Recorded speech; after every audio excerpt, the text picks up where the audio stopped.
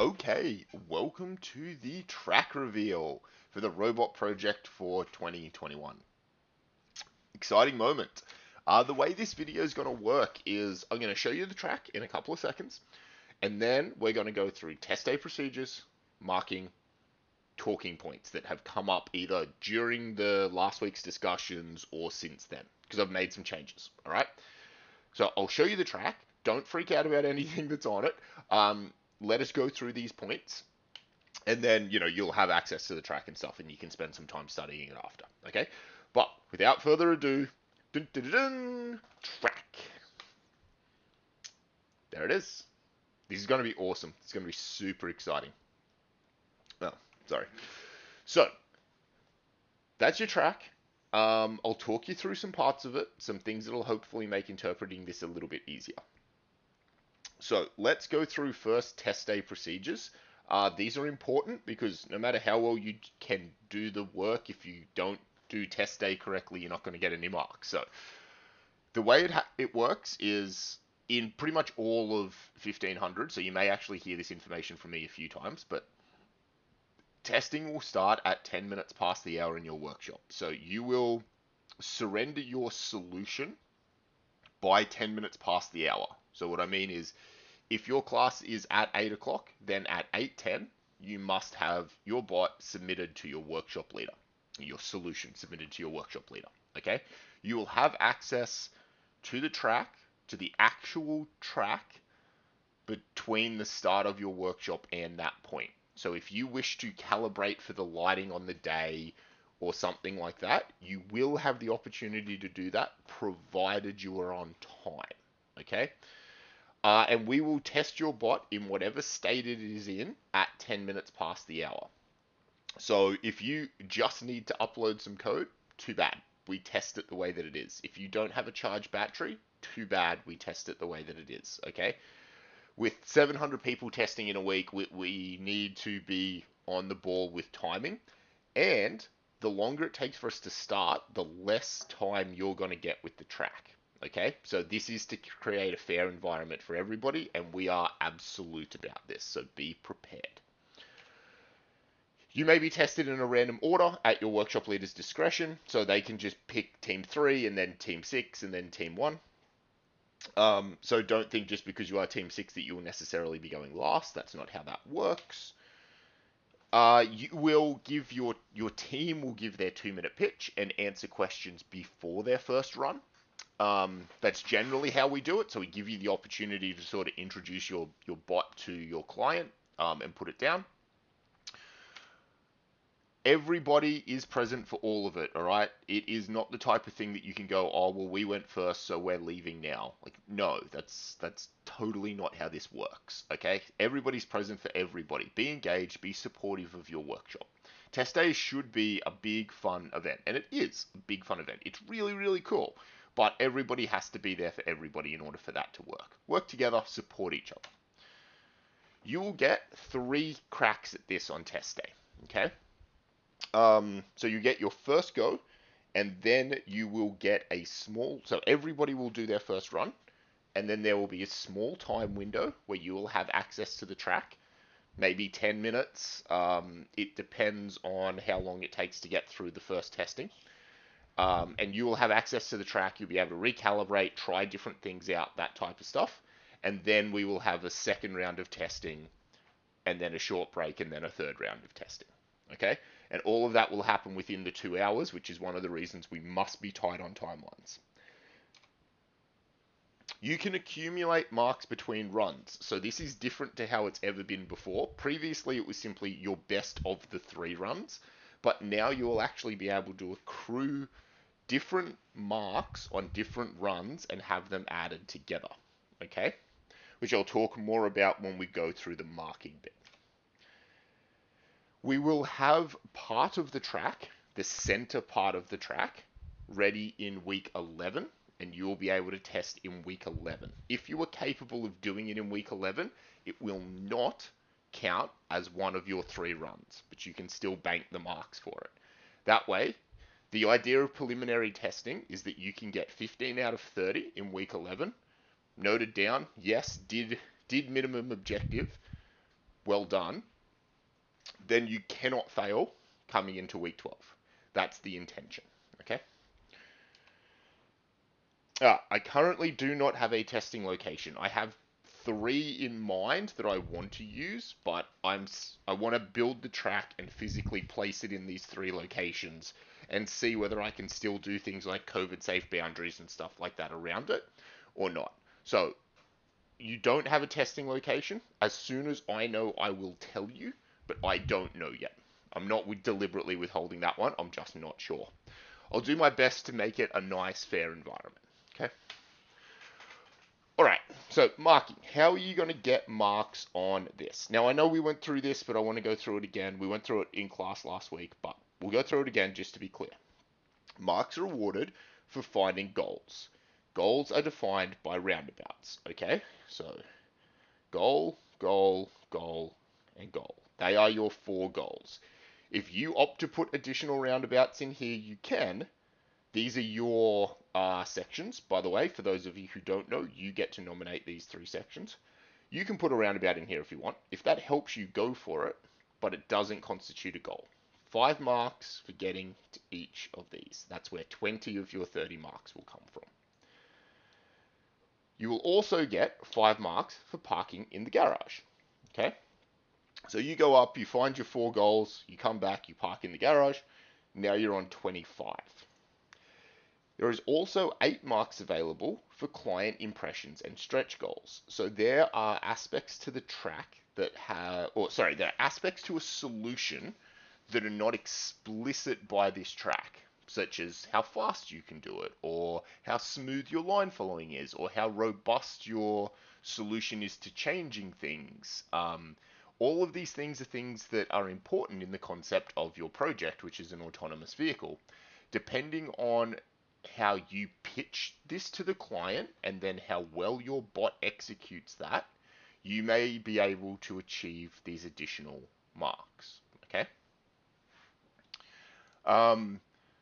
Yep. So speed, smoothness, reliability, other ingenious things could all impress the client and help you earn some of these 8 marks, as may stretch goals. So you'll notice there's no gate on here. The gate is a stretch goal. If you opt to put the gate in as one of your track parts or randomly somewhere on the track, that may earn you some of these stretch goals as well, as may pedestrians. Be aware, it's a solid 5 marks for finding a goal.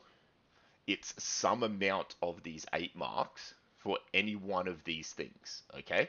So know the ones that you can do well, but be aware pushing for something like a pedestrian may have you in diminishing returns. So make sure you can either easily find all 4 goals and park, or have a good reason why you want to chase down some of these other things first. They're not all created equal, okay? This is deliberately ambiguous, all right? I don't want to prescribe anything here. Very deliberately, I don't want to prescribe anything here, okay? So it's entirely possible to get 8 out of 8 without doing, I don't know, the pedestrian, okay? You just have to do a better job of the other things. And it's entirely possible that you use things like the pedestrian to help you earn some amount of these 8 marks. So this is deliberately ambiguous. Talk to your workshop leader about it this week if you want to chase any of these things, okay? Yes, you can get 33 out of 30. There are bonus marks on the table here for everybody. So hopefully that helps you understand how to accrue marks through here. So you may not have to come up and go through every track part and get every single one of these and do it all at the same time and everything. Pick what your solution is good at and exploit that to get the maximum marks, okay? And we're going to talk a little bit more about that in the next section. All right, run enders, things that are going to stop this entirely. Because largely, I don't care how you do this, and I'm happy to give you a lot of freedom there, but there are some things that will stop this run entirely.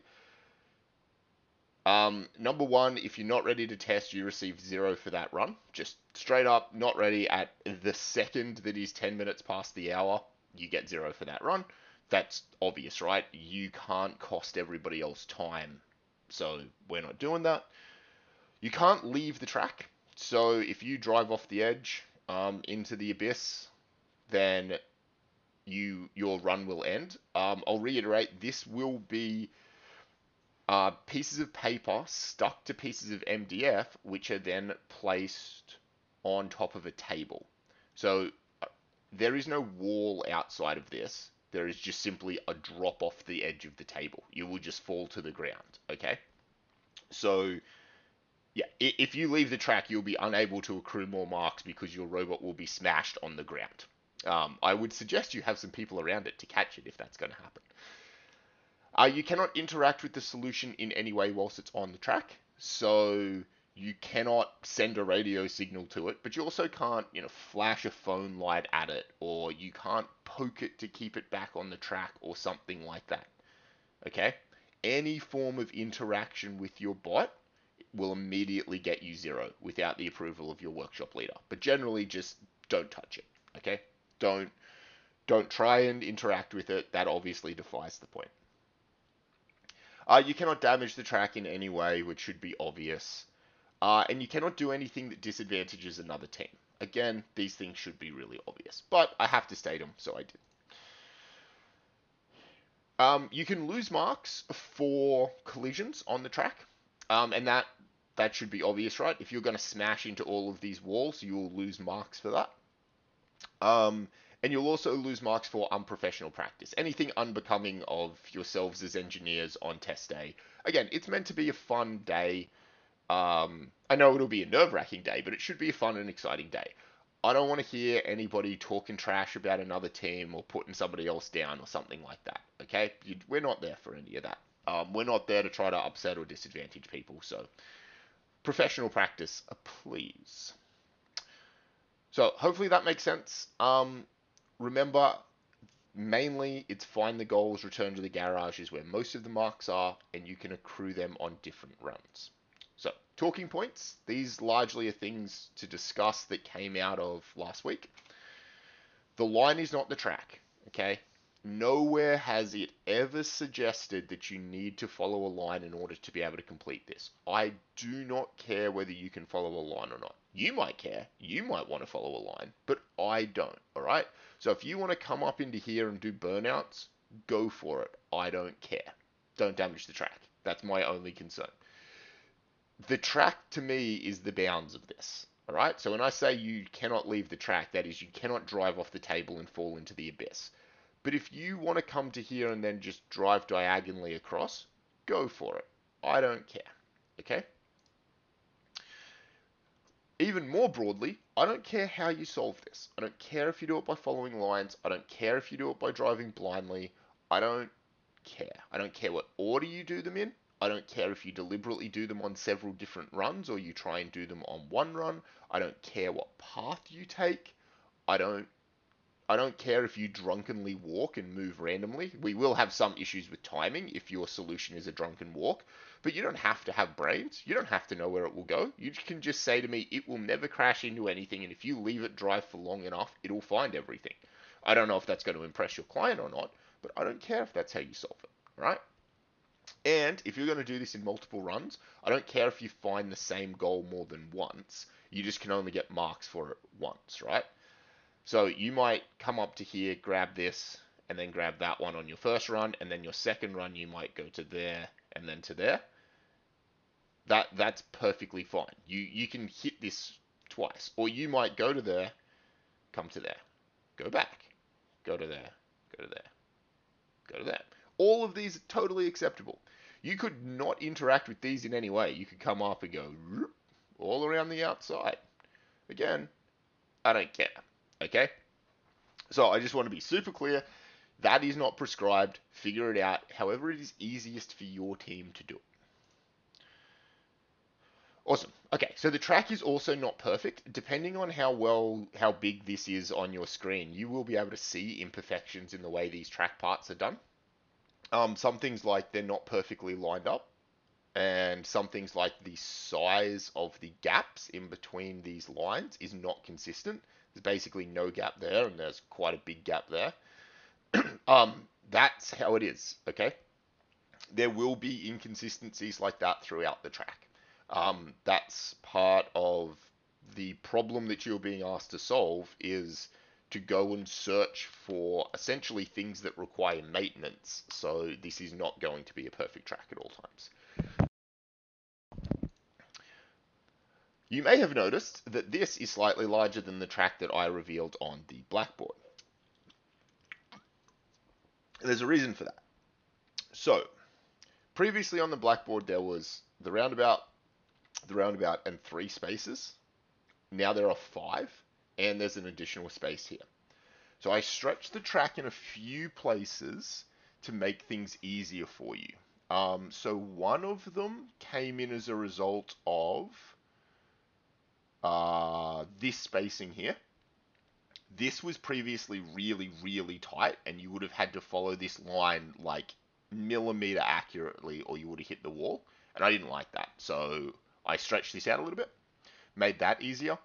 These hallways also butted up against each other. I was going to make them I was actually going to make this a single super long hallway. I decided not to. I thought I'd put a line in the middle there. We can take that line out. If a team doesn't want that there, I'm happy to cover that up on test day.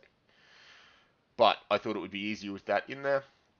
And another one was up here. This wall here used to be very, very close to there, and I didn't like it. Again, it would have meant millimeter accurate line following, which wasn't what I wanted you to have to do. So I made a little bit of empty space in here to hopefully make your life easier. Okay. So yes, the track has been stretched. I did it at every opportunity to attempt to make your life easier. But it is different to what was on the board.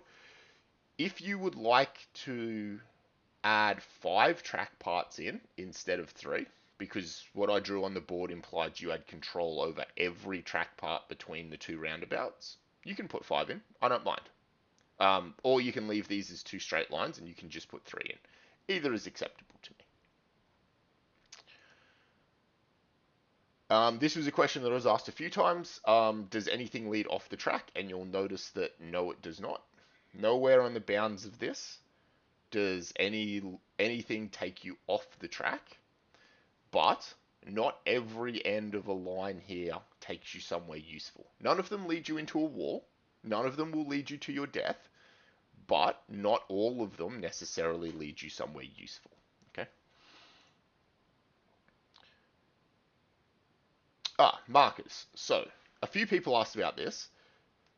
The intention is that there will be something in the middle of these roundabouts for your caudal AI sensor to find. We're not using the sensor this year. I decided not to. I was worried that it would be too difficult. So, I've opted not to put the sensor in, and I've opted not to put the markers in. However, if you would like markers in there, we can put them in. Okay? So if you would like something placed in the center of the roundabout to operate as a marker because you believe you can find that and that will help you navigate the track, I'm happy to do that. I was thinking something roughly the size of a permanent marker is what I was going to put in. Possibly of different colors. Your choice. You can pick whatever you would like. If you would like something more complicated, like a very specifically shaded object that was illuminated, if you want to build an object like a cylinder and place an LED inside of it and build a little battery into that to light it up, with the permission of your workshop leader, I will allow that. Okay? So you can do that if you would like. Cool. Talk to your client, talk to your workshop leader about it, have that discussion if that's something you want to do. As long as it's reasonable and it only serves the function of being an object in the center of a roundabout, I'm pretty generous with what that can be. Also, some people asked this and others didn't, because this was drawn on the blackboard with a red line down here to imply a wall. Yes, there can be a wall placed here if you would like. It's not a track part. It's deliberately not one of these. It's just a wall. That's a straight line. This is just a piece of wall. If you want that, I'm happy to put that there. I'll put a little bit of extra paper here. If this was concerning anybody about how close this will come to the edge of the track, if you look at your track parts, it does tell you how much white space you have here. I'm going to buff that up by something like 50 millimeters. just to make it so if you go a little wide on this corner, you're not going to plunge to your death. Okay? Just to make it a little bit nicer. We spoke about this. You can bank the minimum objective in week 11. So that will be from garage, where you will start, you will come out, you will have this section of track available to you in week 11. Obviously, you will need to supply your own bits here. Come out, hit these two goals, come back, park in the garage. 15 out of 30, 5 for that, 5 for that, 5 for parking again. Guarantee yourself a passing mark is totally fine for you to do in week 11. And if you can do that in week 11, your reward for that is it won't count as one of your runs in week 12. I'll also make a Discord channel that I'll probably post this into first, and then it will be your place to ask questions because I imagine there are going to be quite a lot. So, now that you have all of this, if you have any questions, chuck them in the Discord, but spend some time with your team thinking about the way in which you want to approach this. Very deliberately, there is a whole host of ways that this problem can be approached, and I really hope a bunch of people approach it in different ways. But approach it in the way that seems simplest to you, all right? Don't need a complicated solution. Also, strong advice for you is to consider having a good, solid way of banking 15 to 20 marks in this, okay? You don't have to do absolutely all of it in one single flawless run. And often people who try to create code that does that will miss the very first line and fall off here or something and get 0. So having a way to bank some marks either this week or on your first run next week is probably not a terrible idea. Okay? That's just a little bit of advice from previous years. Otherwise, have fun.